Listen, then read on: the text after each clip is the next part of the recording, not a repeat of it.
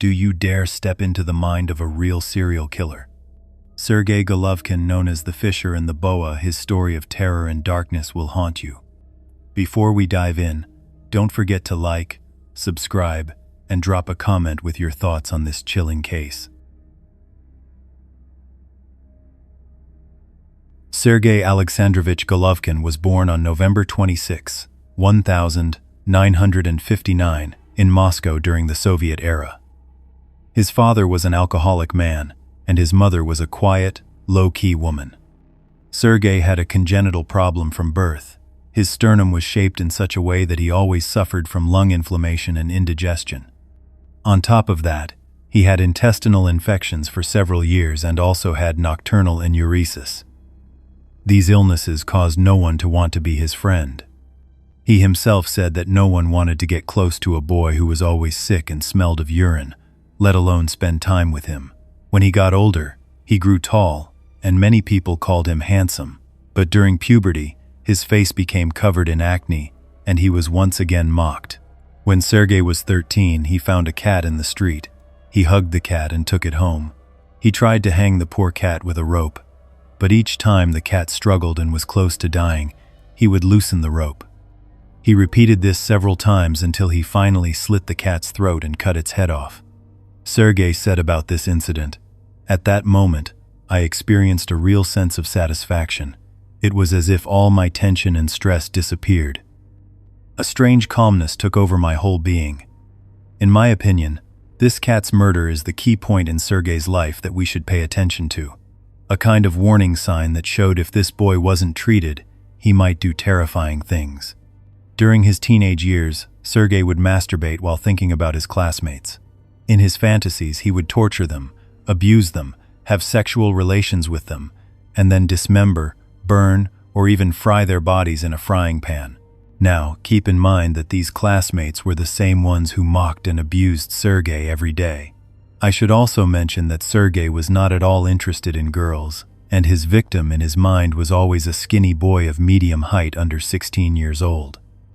In high school, he went to the Tymyryazov Agricultural Academy, but still didn't have good relationships with his peers.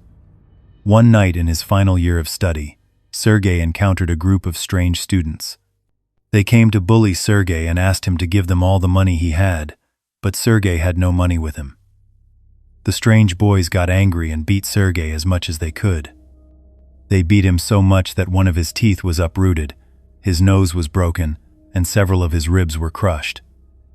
This event seemed to light a spark in Sergey's mind. After this incident, Sergey decided to launch a mission. His mission was to punish the boys who bullied his classmates, or as he called them, bullies. In 1982, he graduated from the Agricultural Academy, and his job was a livestock expert at a famous farm in Moscow. He was so good at his job that in 1989, he won a silver medal for horse breeding. In his free time, he would walk near a children's camp that was close to the farm. This camp was the best place to start his mission of punishment. Before 1984, Sergey had only tried to kidnap and abuse a boy once, but in the middle of it, he felt remorse and let the boy go. After 1984, one day he saw a boy from the camp jumping the fences to go out and smoke a cigarette. Sergey forcefully dragged the boy into the forest and tried to choke him with his hands. The boy struggled and tried to escape but couldn't. In this struggle, the boy fainted. Sergey got scared and left the boy there in the forest and returned to the farm. This unsuccessful operation made Sergey realize that killing a person, even if it's a child, is not a simple task, and he had to prepare himself psychologically. This preparation took 2 years. Finally, in April 1986, Sergey caught a 15-year-old boy named Andrei Pavlo at a Moscow train station. When Andrei got off the train, Sergey followed him, and with a knife threat, they both went towards the forest. There, Sergey raped Andrei, choked him with his hands, then dismembered his body with a knife and ate his raw meat right there. Can you believe it? He kidnapped a 15-year-old boy in broad daylight, took him to the forest, raped him, choked him, and then ate his meat like a savage. We've read many cannibalism cases, but usually, killers cook the meat, or at least take it home. This Sergey literally sat right there in the middle of the forest and ate the raw meat of the person he had killed a few minutes before. This is truly horrifying, very, very horrifying. Russian killers never fail to shock people. 3 months later, in July 1986, Sergey kidnapped another 12-year-old boy named Andrei Klyaev from the summer camp near the farm. This second Andrei was 3 years younger than the first Andrei. Sergey, once again, with a knife threat, dragged the boy to the forest, raped him, and just like the previous time, choked him with his hands. But this time, he ate a piece of the boy's body. He dismembered his body. After Andrei's murder, some of his friends told the police that they had seen the killer with their own eyes. They said he was a tall man who had a tattoo of a snake and a dagger with the word Fisher on his arm. With these words, the killer was nicknamed Fisher, and in the news and daily conversations, they called him Fisher the Killer. But it was later revealed that the whole story about the tattoo, the snake, the dagger, and Fisher was all nonsense, and the kids had made it up. Sergey didn't have such a tattoo at all, but the nickname Fisher the Killer stuck with him. 4 days after the murder of the second Andrei, the body of a 16-year-old boy was found in the same area. This body was also dismembered like Andrei's, but it had one difference.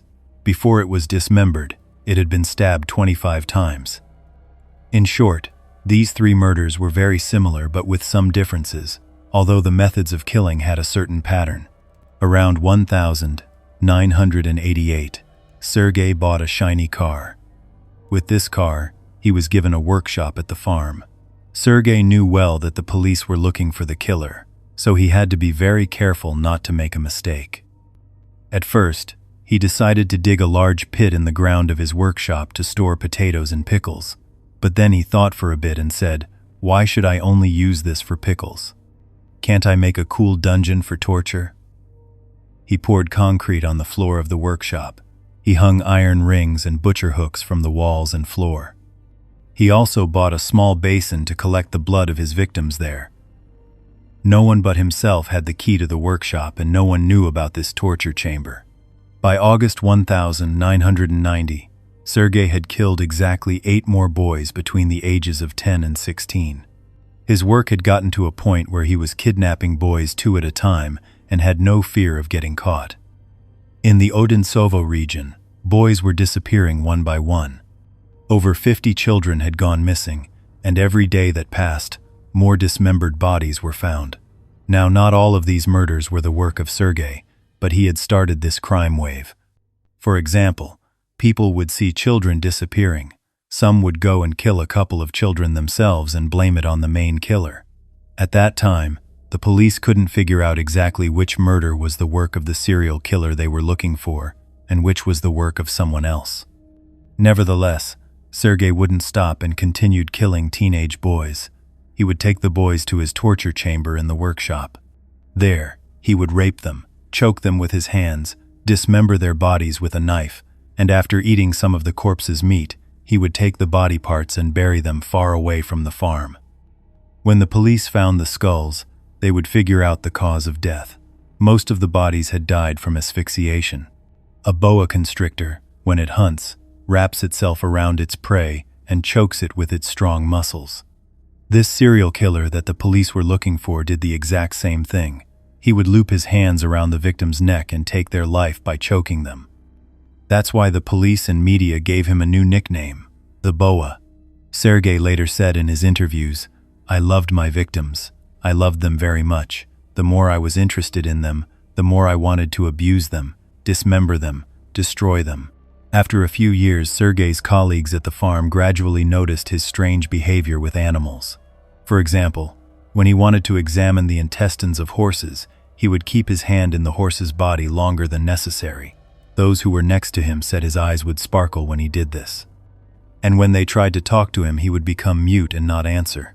On September 15, 1992, Sergey chose 3 more victims. He knew these boys beforehand and had promised them a job. He had said that if they came to the farm and worked for him for a few hours, he would give them money. Well, what better offer could these boys, who were looking for money, get? At first there were 4 of them, but one of the boys said his mom and dad would worry about him and he couldn't stay out for long. Now this is the sad part. Sergey later said, "If these boys hadn't come with me, I would have had less resistance and would have left them alone." Meaning, if they hadn't followed Sergey themselves, maybe the story would have ended differently.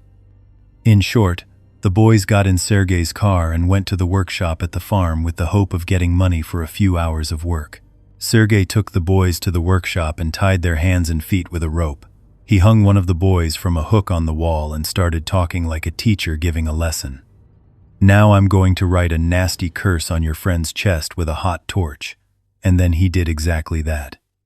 The boy didn't scream at all, he just trembled and wheezed from the pain. The other 2 boys were so scared they didn't even dare to blink. Sergey told them that he had killed 11 people so far. Imagine these boys were still alive, breathing. Their hearts were beating, but Sergey had already counted them among the victims. He had even told them which one of them was going to be killed and when. This is just so sad. I can't imagine what these boys were thinking in that moment. What memories passed through their minds. How they didn't scream. In front of the eyes of the 2 friends, Sergey raped the first boy. Then he choked him, and while his body was hanging from the wall, he tore open his stomach with a knife. He took out his internal organs one by one and showed them to the other 2 boys.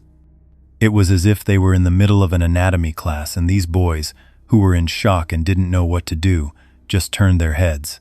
By the end of that day, Sergey had killed all 3 boys and did the same things to these 3 unfortunates as he had done to his other victims. 3 weeks later, on October 5, 1992, some of the people in the area woke up in the morning to go mushroom picking in the forest. Now, imagine instead of mushrooms, they came across the bodies of these 3 boys. The identities of the bodies were quickly revealed, and the police went to their families. Remember I told you at first there were 4 boys, but one didn't go with Sergey? That same boy was the last person seen with the victims. The police immediately spoke with him, and the boy said his friends had gone with Sergey and he must have done these things to them. This was enough for the police. They went to Sergey's house and workshop and everything was revealed. Sergey was arrested on October 19, 1992. At first, he pretended he didn't know anything. He even refused to answer the police's questions. But when the police showed their evidence and he saw there was no escape, he started confessing. With a strange calmness and without a shred of remorse, he talked about his victims and said he had committed 11 murders in total. In the middle of his words, he said he enjoyed the feeling of power and superiority that he would get during the murders. The more he loved his victims, the more he wanted to dismember them. He would cut and cut until only the parts of the body he loved remained. Among these favorite parts, he loved the skull of one of the boys the most. I should also mention that Sergey said he never liked the taste of human flesh and didn't get any pleasure from eating it. Now, one might ask, well, if you hated it so much, why did you eat it? Sergey was sent to the Serbsky hospital for a psychological evaluation. There, it was revealed that this person had committed the murders completely sanely and consciously, and did not need psychological treatment. In court, Sergey was sentenced to death. In the short time he was in prison, he also made a few friends. On the day of his execution, he calmly said goodbye to his cellmate and walked out of the prison. His cellmate later said that Sergey never talked about his murders. He only said he was very sorry for the things that had gotten him into prison. Sergey Golovkin was executed on August 2, 1996, with a single shot to the back of his head. In one of his interviews, Sergey said he never wanted to get married or have children because he was afraid he would do the same things to his own son that he had done to his victims.